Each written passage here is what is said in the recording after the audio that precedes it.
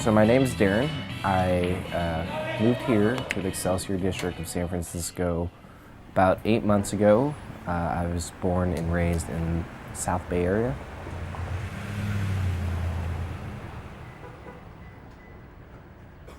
My favorite thing about the Excelsior district is probably the mom and pop shops throughout Mission. They're mostly small ethnic restaurants and bakeries.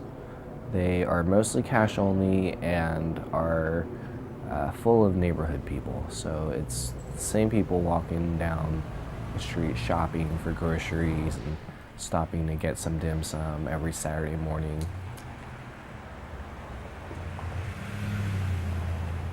The Excelsior area has always been a neighborhood. It's been a family class neighborhood for years, working class neighborhood. Most of the stuff, I haven't lived in the community as long as a lot of other people out here, but it's very interesting. I moved out here in 2010 from the western side of the city, and you right away see that there's a really strong connection of working class people with their communities and their businesses.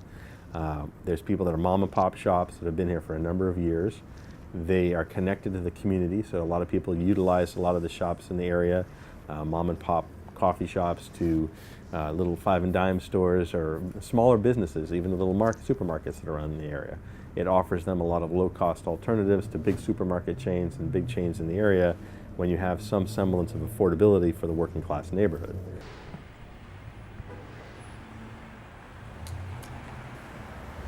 My name is John Avalos. I was the supervisor for this part of San Francisco, which is District 11.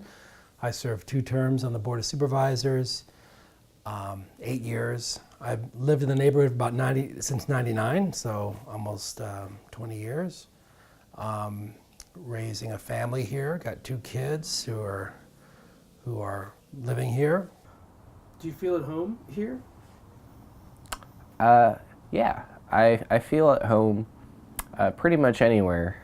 Home to me is where I wake up and where I fall asleep, and I feel pretty comfortable walking around my neighborhood. There are a lot of parks nearby.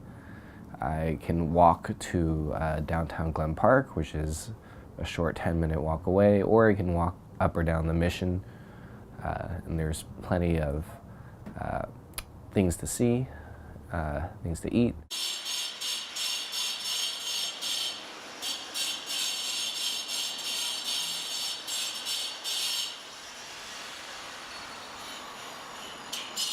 The change that we see is we see a lot of money coming in that's changing the area, not always for the benefit. We see a lot of new housing blocks that have gone up on our corridor where it's not affordable as market rate units going up, and they're just another box on top of another box. And who's living in there? Well, somebody brought a lot of money with them.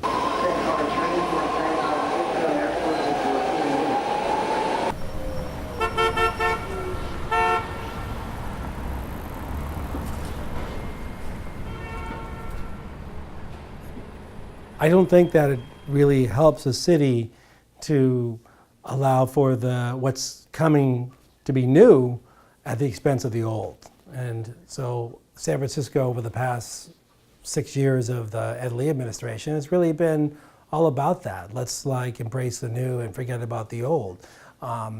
You saw that where market rate development happens, where commercial development happens, where all of our big events like the America's Cup and the NFL, that all happens outside of neighborhoods like the Excelsior district. We're always told that these events are going to create jobs. We're always told that these corporations are going to create a trickle-down effect that's going to lift all boats. But instead what we have here is that lights just stay on. And the basics, we get the basics, but in terms of the real resources that can be generated with the wealth that are provided for neighborhoods, those resources tended to stay in the areas where the wealth is, where the wealthier people are moving in. Honestly, 5 years from now, I probably won't be in this neighborhood. I expect to move somewhere else in the next year, pretty much as my income allows. Not to say I don't enjoy this neighborhood. It's just something that I've known that I wouldn't be here long term. That's certainly a critique, but it's also like the reality. A lot of people make that choice living in this area. Who do you see moving into the neighborhood now? Right now we see a lot of I've seen a lot of Airbnb going on in our neighborhood, different events in the last couple of years. I've seen a lot of people from overseas, foreign countries coming in, renting places. I've seen transition, a lot of money overseas that's coming in and buying up property. You don't know always where people are coming from. Some more of Asian descent that come in and buy a property and invest in it, and some of the programs that are available to them to buy and build and rehabilitate housing. Often these neighborhoods start changing quickly in terms of the style and character of the buildings. I've seen a lot of renovations of buildings that change, that are not really blending with the neighborhood, or not really looking like they work with the architectural styles that are there. So often, you see people, for an example, they put up gates and grates on the front of their homes and they wall it in and fence it off, and that's not an open feel to a community. It's more of, I need to protect myself. I need to put something in front of me to protect me from my neighbor. And it's not more of an open understanding of how a community or social setting occurs in a city. We're all wedged in tight. You got to be social with your neighbors. You got to know your neighbor. There's a whole diversity of businesses that are here that serve, the diversity of people that are here. It's not just a monolithic, white European culture that was here and thriving in the 60s. It's much more diverse, and over 50% foreign born that lives in the neighborhood. So I think that we have to embrace that. We can't just work towards ousting it. I gotta stir that up, and I gotta move to the next thing.